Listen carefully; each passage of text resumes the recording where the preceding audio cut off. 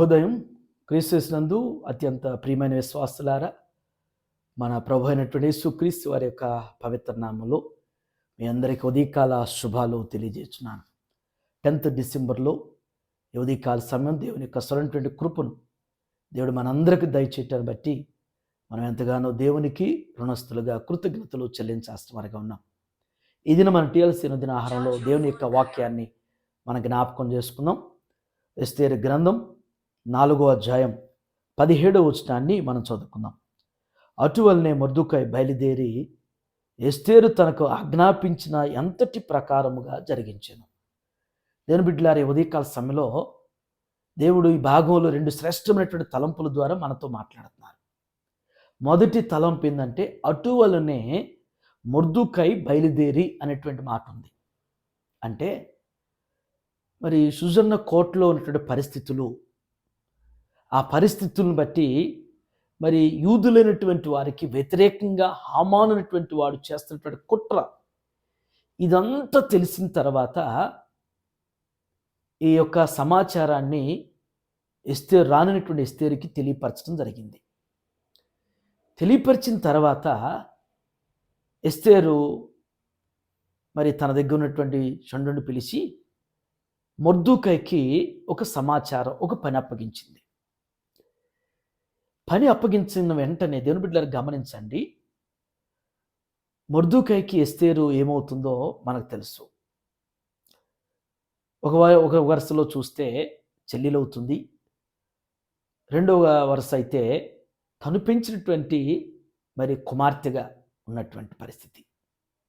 అంటే మొర్దెకై కంటే చిన్నదైనటువంటి ఎస్తేరు చెప్పంగానే ఏదైతే ఏ పనైతే ఏది చేయమని చెప్పిందో ఇక తడువు చేయట్లేదు.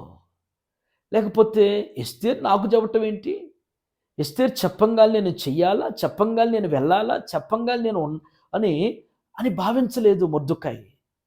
ఈనాడు జీవితంలో దేవుని బిడ్డలారా, మనం పని అది ఏదైతే ఉందో ఎవరు చెప్పారు మనుషులు చూడొద్దు. ఎప్పుడు కూడా ఎవరు చెప్పిన వ్యక్తిని చూడకుండా ఆ పనిని మనం చూస్తే జీవితంలో విజయాన్ని సాధిస్తాం, జీవితంలో వృద్ధి చెందుతాం, జీవితంలో లక్ష్యాన్ని చేరుకుంటాం.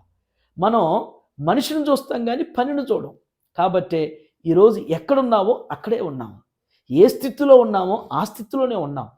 బైబిల్ గ్రంథంలో దేవుని బిడ్డలారా మీరు గమనించినట్లయితే, చిన్నవారి సలహా ఇచ్చినా కానీ పెద్దవారైనప్పటికి కూడా అది వారు అంగీకరించారు, ఆ విధంగా పనిచేశారు కాబట్టి వారు ప్రతిఫలం పొందారు. ఎస్తేరు చెప్పంగానే మొర్దెకై బయలుదేరి వెళ్తున్నాడు. ఇది మొదటి తలంపు. రెండో తలంపు, ఎస్తేరు తనకు ఆజ్ఞాపించిన అంతటి ప్రకారం జరిగించెను. అంత గొప్ప మాట. ఏదైతే ఎస్తేరు ఆజ్ఞాపించిందో దాని అంతటి ప్రకారం మొర్దెకై జరిగించాడు. ఆమె చెప్పినట్టుగా నేను చేయాలా? ఆమె ఆజ్ఞాపించింది. ఆజ్ఞాపించడానికి ఆమె ఎంత, ఆమె వయసు ఎంత, ఆమె అనుభవం ఎంత, ఆమె జ్ఞానం ఎంత అని ప్రశ్నించలేదు.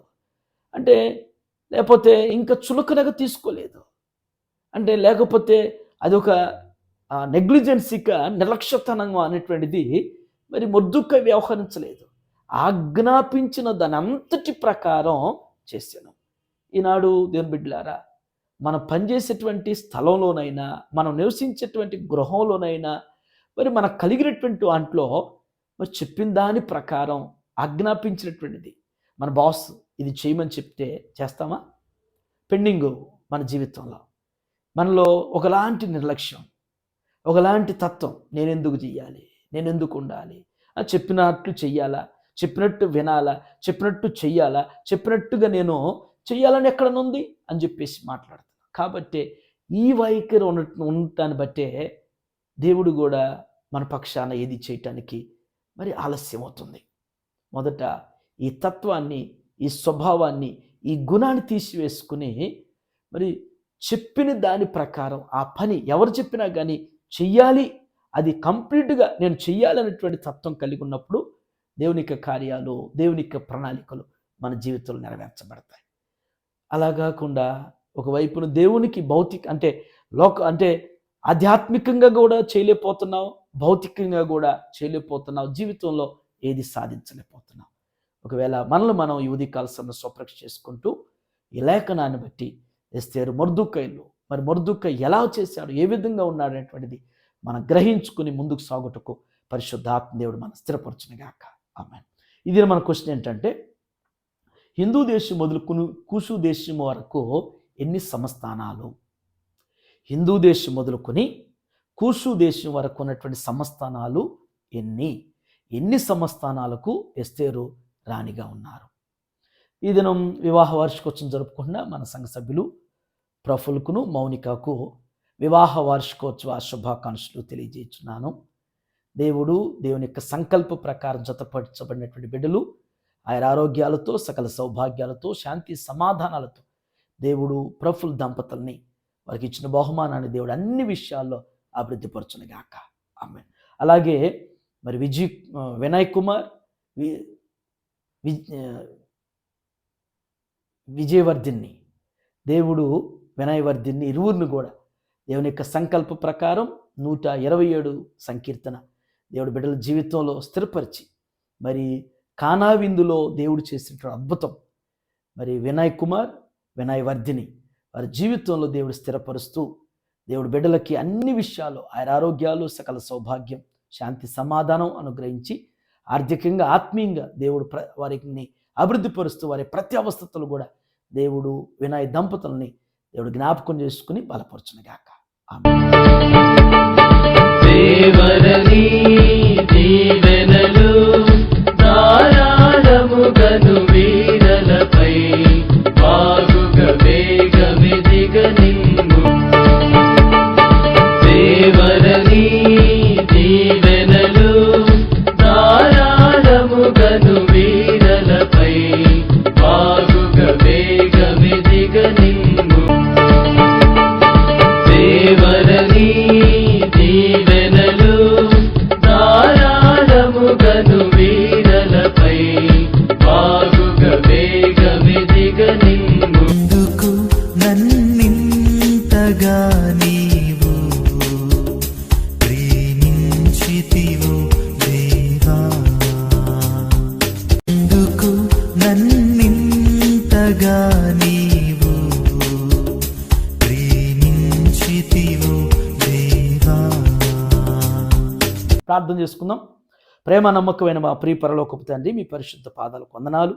ఉదయం నాయన శ్రేష్టమైనటువంటి హెచ్చరికల ద్వారా మాతో మీరు సూటిగా, మీరు స్పష్టంగా మీరు మాట్లాడేందుకు వందనాలు చెల్లిస్తున్నాం తండ్రి. ఎస్తేరు మొర్దుకైకి నాయన చెప్పినటువంటి ఆజ్ఞాపించిన ప్రకారం అంతటిని ఏ విధంగా జరిగించాడు ప్రభా. దేవా, మీ లేఖనాలు ప్రకటించబడుతున్నప్పుడు వింటున్నామే కానీ అనుసరించలేకపోతున్నాం, వింటున్నామే కానీ అంగీకరించలేకపోతున్నాం, వింటున్నామే కానీ ఆ విధంగా జీవించలేకపోతున్నాం. దేవా, ఏదైనప్పటికీ నా తండ్రి, భూ సంబంధమైందా పరసంబంధమైనప్పటికి కూడా నా ప్రభా, పనిని చూసినైనా దేవా పరిపూర్ణంగా చేసేటువంటి బుద్ధిని, స్వభావాన్ని, గుణాన్ని మేము కలిగి ఉంటూ సహాయం చేయండి అయ్యా. మాలో ఇంకా నేను నిర్లక్ష్యం అనేటువంటిది, మాలో అయ్యా మరి చెప్పినటువంటి పనిలో అశ్రద్ధనటువంటి ఆ స్వభావం, ఆయన లెక్కలేనితనం అనేటువంటిది మాలో ఉంటే తీసివేయండి.